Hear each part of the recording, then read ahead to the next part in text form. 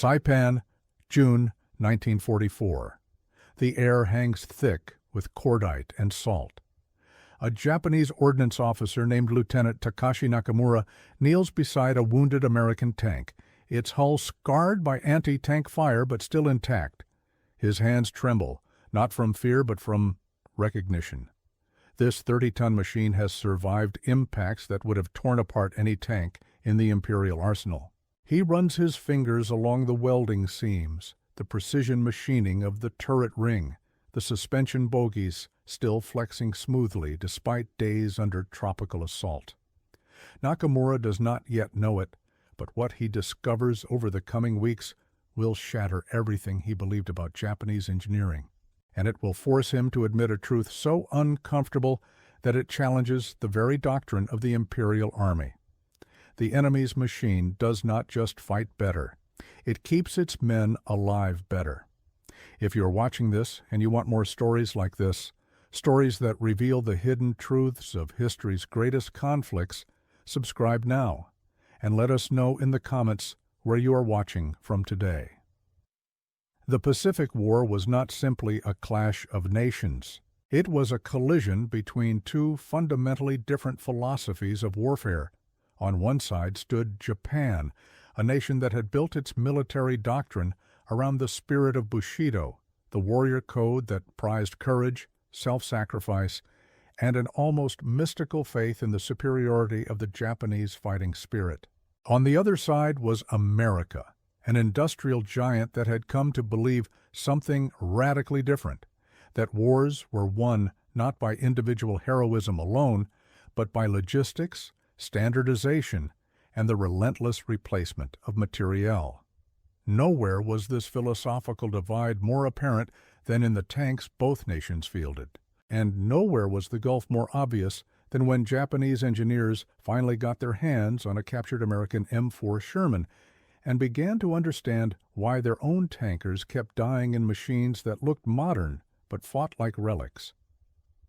To understand why the capture of a Sherman mattered so much, you must first understand the state of Japanese armor in 1944. The backbone of Imperial Japanese Army tank forces was the Type 97 Chiha, a medium tank that had first rolled off Mitsubishi production lines in 1937. At the time of its introduction, the Chiha was a competent machine. It weighed roughly 15 tons, mounted a 57mm main gun, and could achieve speeds of nearly 40 kilometers per hour on good roads. Its diesel engine was actually ahead of its time, offering decent range and a reduced fire risk compared to gasoline-powered competitors. But by 1944, the Chiha was an anachronism. Its armor, designed to stop rifle-caliber rounds and light anti-tank weapons, measured only 25 millimeters at its thickest points. This was adequate against poorly equipped Chinese forces in the 1930s. It was catastrophically inadequate against American armor in the 1940s. Marine Corps reports from the Pacific Theater noted with grim satisfaction that .50 caliber machine gun fire could penetrate Chiha armor at close range. The very weapons American tankers mounted as secondary armament could destroy Japanese tanks outright. The situation inside the Chiha was equally dire. Japanese tank doctrine had prioritized weight savings above almost everything else. The result was a cramped interior where the commander was forced to serve triple duty, directing the tank, loading the main gun, and firing it. There was no loader position. There was no dedicated gunner in many variants. The commander sat alone in the turret, overwhelmed by tasks, unable to maintain situational awareness while simultaneously fighting the tank. In combat, this meant Japanese tank crews reacted slowly, acquired targets poorly, and died quickly. The Americans had made different choices. The M4 Sherman, which began reaching Pacific battlefields in significant numbers during 1943, represented an entirely different design philosophy. Where Japanese engineers had squeezed every ounce of weight from their tanks, American designers had accepted greater mass in exchange for crew effectiveness and survivability. The Sherman weighed roughly 30 tons, nearly double the Chi-Ha. But that weight bought something invaluable: space. Inside a Sherman, the crew had room to move, room to work, room to survive. The turret accommodated 3 men: a commander who could focus entirely on directing the fight, a gunner who aimed and fired the main weapon, and a loader who kept the gun fed with ammunition. This division of labor meant Sherman crews could engage targets faster, more accurately, and with better coordination than their Japanese counterparts. But the real advantage, the one that Japanese engineers would not fully appreciate until they crawled inside a captured Sherman on Saipan, was not the division of labor. It was the suspension system. The Sherman used what American engineers called the vertical volute spring suspension, or VVSS. This was a modular system where pairs of road wheels were mounted on bogie units that could be unbolted from the hull as complete assemblies. Each bogie used volet springs, cone-shaped coils of flat spring steel that compressed under load. The springs allowed the road wheels to move independently, absorbing impacts from terrain, shell holes, and obstacles. To a casual observer, this might seem like a minor technical detail, but to the men who fought inside tanks, it was the difference between life and death.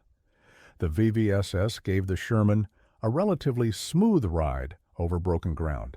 This mattered enormously for crew effectiveness.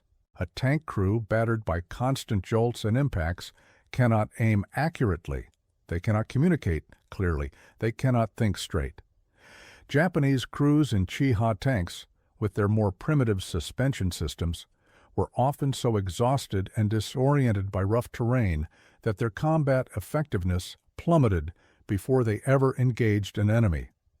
But the VVSS offered something even more important: stability while firing. The suspension allowed Sherman crews to engage targets while moving, while climbing ridges, while navigating the volcanic ash and coral rubble that characterized Pacific battlefields. Japanese defenders, accustomed to waiting for that brief moment when an enemy tank would crest a ridge and pause to stabilize before firing, found that Shermans did not pause.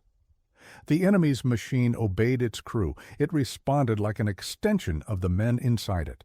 When Japanese engineers began their examination of the captured Sherman on Saipan, they approached the task with a mixture of professional curiosity and existential dread.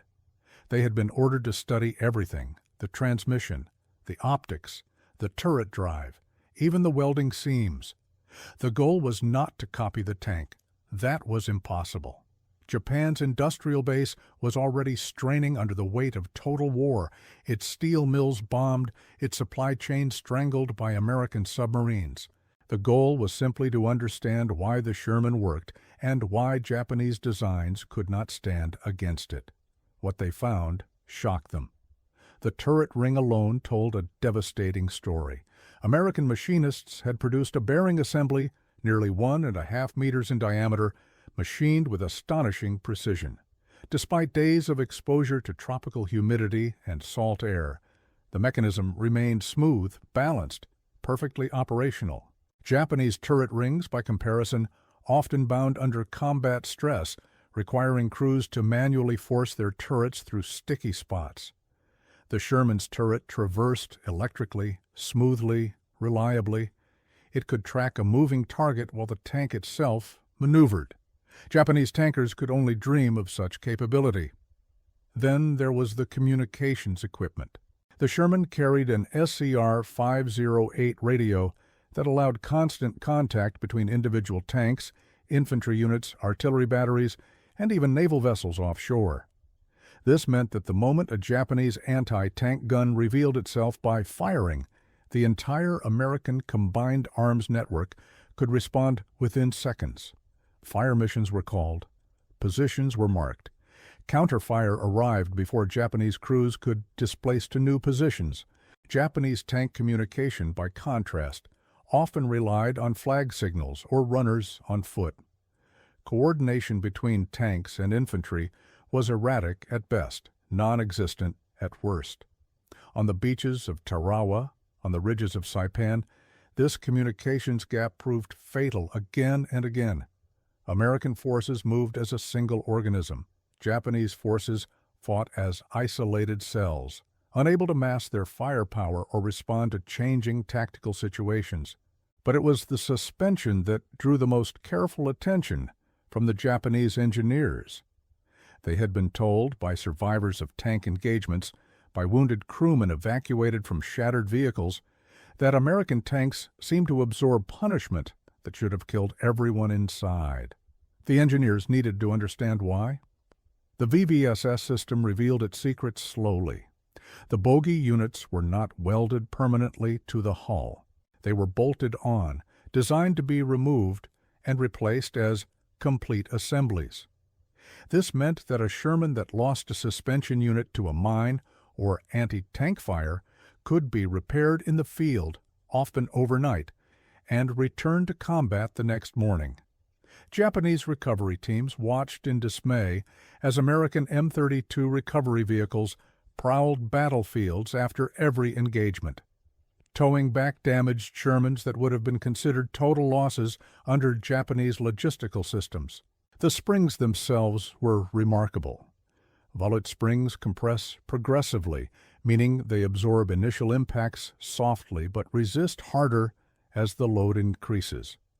This gave Sherman crews a more comfortable ride over normal terrain while still protecting them from the jarring shocks of shell holes and debris. The springs also had excellent fatigue resistance. They did not break under repeated stress the way conventional coil springs might. They did not require constant adjustment or replacement. They simply worked, mile after mile, engagement after engagement. For the Japanese engineers, this was a humbling revelation. Their own suspension designs had prioritized simplicity and weight savings. The Chiha used a bell crank suspension system that was cheaper to manufacture, but offered a harsher ride and less wheel travel. Japanese crews bounced and jarred their way across battlefields, their effectiveness degraded by physical exhaustion before they ever fired a shot. But the true significance of the Sherman suspension went beyond crew comfort. It went to the heart of what made the American tank a crew survival machine. Before we continue, if you're enjoying this deep dive into history, consider subscribing. Your support helps us bring you more stories like this one, stories that reveal the truth behind the myths of warfare. When a tank takes a penetrating hit, the crew's survival depends on seconds, fractions of seconds. The internal space of the vehicle fills with spalling, fragments of armor torn loose by the impact. Ammunition may ignite, fuel may catch fire. The crew must exit immediately or die. The Sherman was designed with this nightmare scenario in mind. The hatches were larger than those on most contemporary tanks. They were spring-loaded, designed to pop open with minimal effort, even if the crewman was wounded or disoriented. The driver and assistant driver had their own hatches in the hull front, allowing them to bail out without climbing through the fighting compartment. The turret crew had a large circular hatch in the turret roof and an escape hatch in the hull floor. Multiple exit paths meant that a single blocked hatch did not trap the entire crew, but escape was only possible if the crew was not already incapacitated by the impact itself. This is where the VVSS mattered in ways that went beyond battlefield mobility. The suspension's ability to absorb shocks meant that crew members maintained their orientation during violent maneuvers. They knew which way was up. They knew where the hatches were. They could react instead of lying stunned and confused while their vehicle burned around them. Japanese tankers enjoyed no such advantages. The Chiha's cramped interior made escape difficult, even under ideal conditions.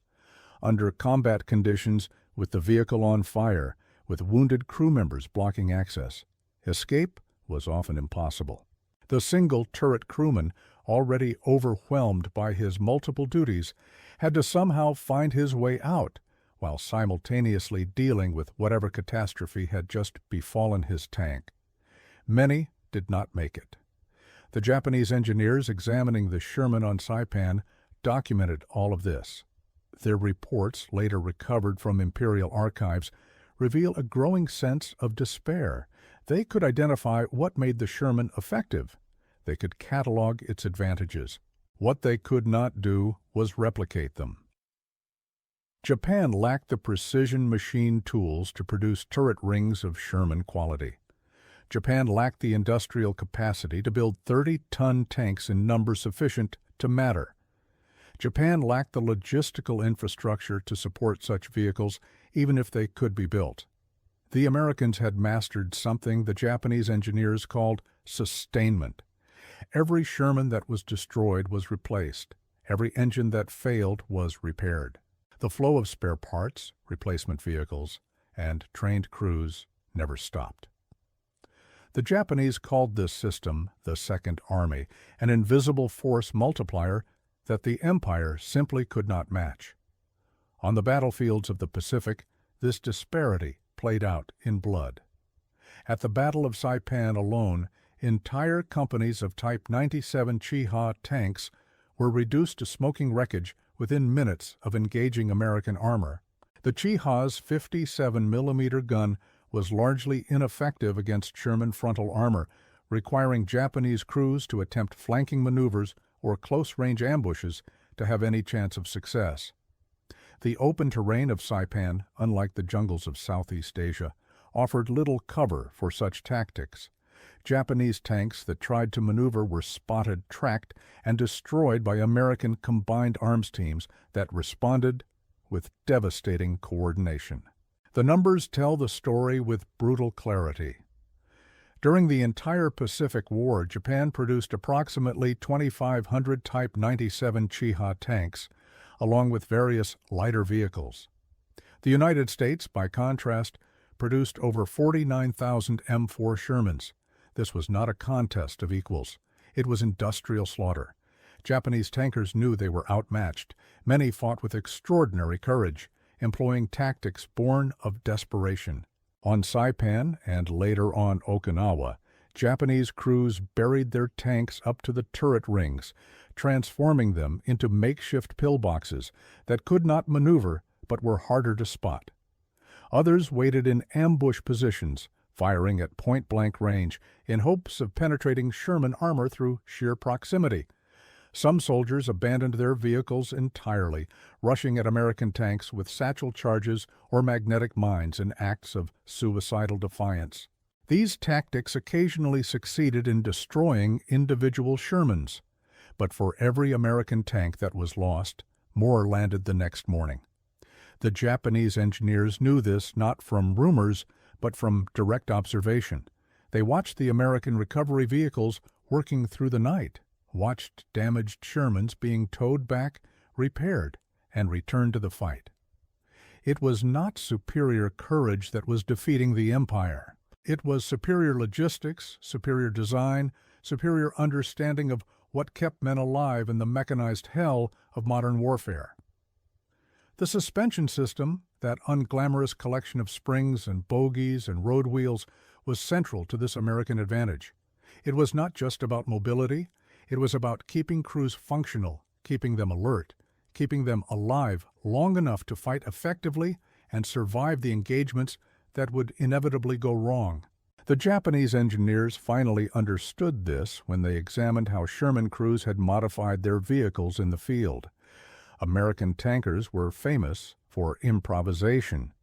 In the Pacific, they added wooden planking to flat surfaces, filling the gap between the wood and the armor with sand. This was intended to defeat Japanese magnetic mines, which were becoming an increasingly common threat. They welded additional armor plates recovered from destroyed vehicles. They added sandbags, spare track links, anything that might provide an extra margin of protection. Some of these modifications were effective, others were largely psychological, but all of them reflected a culture that prioritized crew survival above doctrinal purity. The Sherman's design made such modifications possible in ways that Japanese tanks could not match. The robust suspension could handle the additional weight of field modifications without catastrophic failure. The spacious interior could accommodate extra ammunition storage or improved fire suppression systems. The standardized components meant that salvaged parts from one Sherman could be used to repair another. The tank was designed not as a fragile precision instrument, but as a rugged, adaptable tool that could evolve based on battlefield lessons. Late-war Shermans incorporated factory improvements based on this same philosophy. The wet stowage ammunition system moved shells below the turret floor, surrounding them with water jackets that dramatically reduced the risk of ammunition fires. Earlier, Shermans had earned a grim reputation for catching fire after penetrating hits, with crews giving them nicknames that referenced cigarette lighters. The wet stowage modification addressed this directly, acknowledging the problem and engineering a solution. Japanese tank development, constrained by resources and bureaucratic inertia, could not respond with similar agility. The improved horizontal volute spring suspension, or HVSS, reached Sherman units in late 1944. This system used wider tracks, 23 inches compared to the original 16 inches, dramatically improving mobility in soft terrain like the volcanic ash of Iwo Jima. The wider tracks distributed the tank's weight over a larger area, reducing ground pressure and allowing Shermans to traverse terrain that would have bogged down earlier models. The HVSS also incorporated improvements to the spring geometry that further smoothed the ride and increased wheel travel. For Japanese defenders, the arrival of HVSS-equipped Shermans was yet another escalation they could not match. Terrain that should have been impassable became merely difficult. Positions that should have been secure became vulnerable. The American war machine kept improving, kept adapting, kept rolling forward no matter what the Empire threw against it. The human cost of this technological gap cannot be measured solely in destroyed vehicles.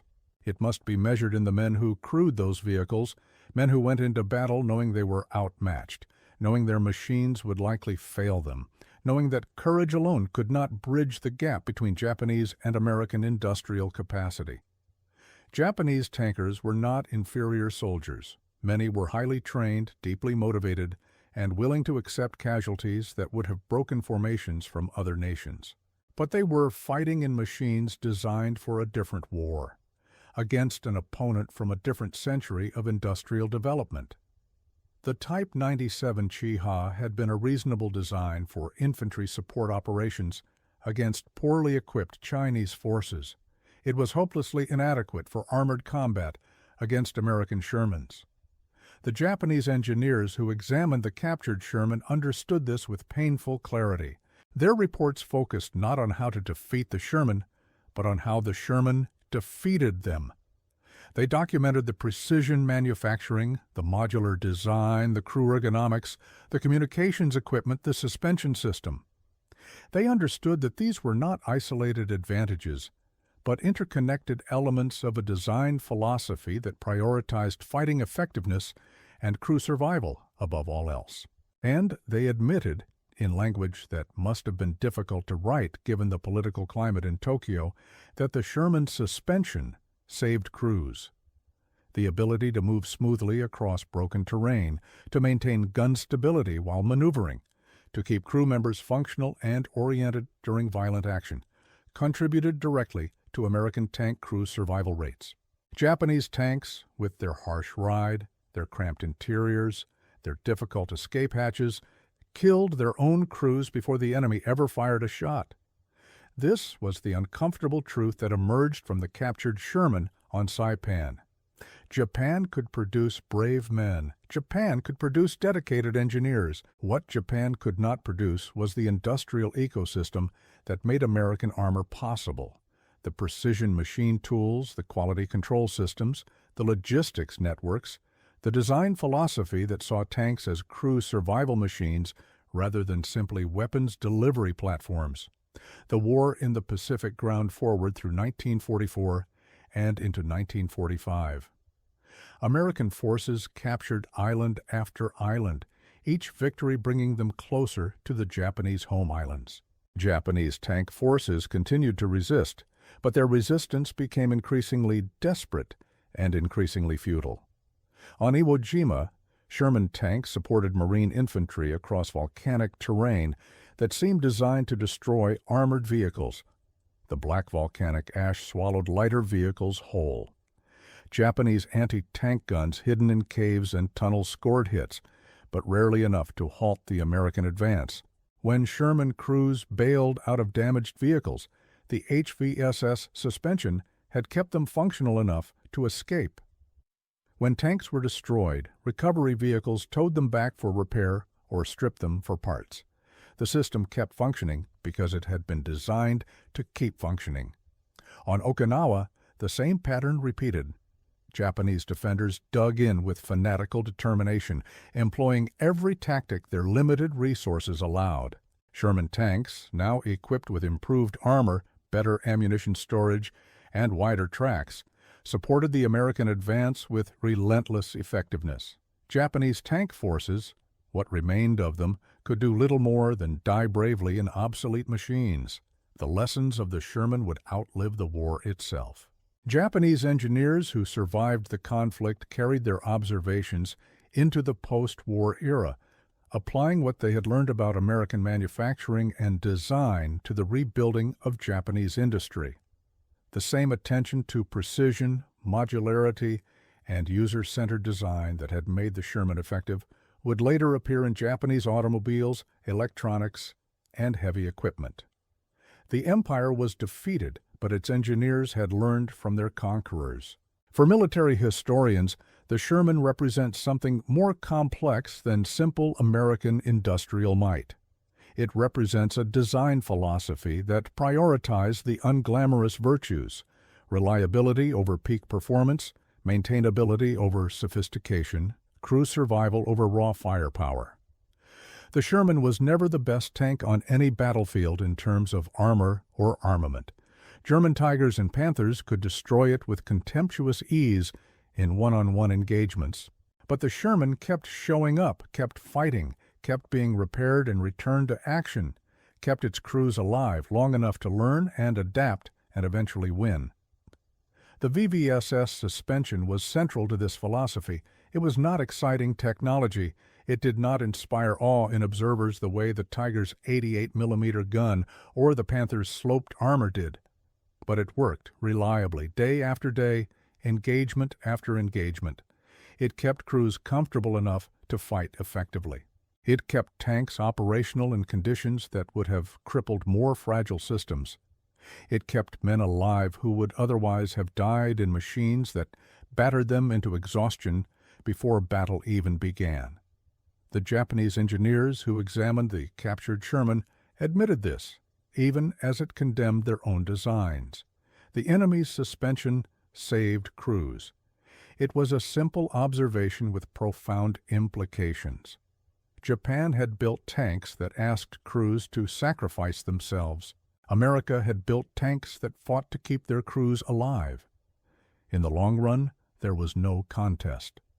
Thank you for watching this exploration of one of history's most revealing tank examinations. If this story moved you, if it made you think differently about the machines that fought the Second World War, please subscribe and share this video. History has countless such stories waiting to be told, stories of engineers and soldiers, of machines and the men who fought inside them. Until next time, remember that wars are not won by the brave alone. They are won by those who understand that keeping warriors alive is the first step to victory.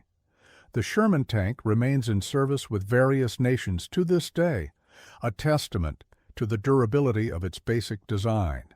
Modified, upgraded, and adapted over decades, it outlasted not only its wartime opponents, but many of its supposed successors. The VVSS and HVSS suspension systems it pioneered influenced tank design worldwide, establishing principles that remain relevant in modern armored vehicles. The Japanese engineers who captured that Sherman on Saipan could not have known how far their observations would reach. They wrote their reports for an empire that was already dying, analyzing a machine they could not hope to match in the time they had left. But their honesty, Their willingness to acknowledge enemy advantages even when it contradicted official doctrine preserved a valuable historical record. They told the truth about why they were losing even when the truth was painful. That captured Sherman, serial number unknown, was likely destroyed before the war ended, either scuttled by retreating Japanese forces or lost in the final cataclysm that consumed the Empire's military infrastructure. But its legacy persisted in the reports those engineers wrote, in the lessons Japan learned from its defeat, in the principles of design that continue to shape armored warfare to this day. The men who crewed Shermans across the Pacific, who rode that VVSS suspension across beaches and jungles and volcanic mountains, mostly did not think about the engineering that kept them alive. They thought about their missions, their fellow crewmen, their chances of surviving to see home again. But they benefited every day from decisions made in engineering offices years before, from designers who understood that a tank is not just a weapon, but a mobile fortress whose primary purpose is to deliver its crew to the fight and bring them home again. The Japanese tankers who faced them cramped in their Chiha turrets, battered by suspension systems that transmitted every shock directly through their bodies, knew something was different about the American machines even if they could not articulate what it was. They saw Shermans absorb hits that should have been fatal. They saw American crews bail out of damaged vehicles and survive. They saw the same tanks return to battle day after day while their own vehicles, once destroyed, stayed destroyed. That difference, that gap between American and Japanese design philosophy, decided the fate of the Pacific War as surely as any battle. The Sherman was not invincible. It was not even particularly impressive by the standards of late-war armor, but it was reliable, repairable, and survivable. It kept its crews alive, and crews that survive learn, adapt, and eventually win. The suspension saved crews, such a simple statement buried in a Japanese engineering report from 1944. But it captures something essential about why wars are won and lost, about the difference between military traditions that value sacrifice and military traditions that value survival, about the long-term consequences of design decisions made years before the first shots are fired. The men who built the Sherman understood something their Japanese counterparts did not, that a tank which kills its own crew through poor design is no better than a tank destroyed by enemy fire. They built a machine that fought with its crew, not against them, and in doing so, they built a weapon that won a war. This has been a journey through the engineering and human dimensions of armored warfare in the Pacific. The story of that captured Sherman on Saipan is ultimately a story about choices, about what designers and nations value, about the difference between machines that ask men to die for them and machines that fight to keep men alive. The Japanese engineers who examined that Sherman learned a lesson they would never forget. The suspension saved crews, and in war that makes all the difference.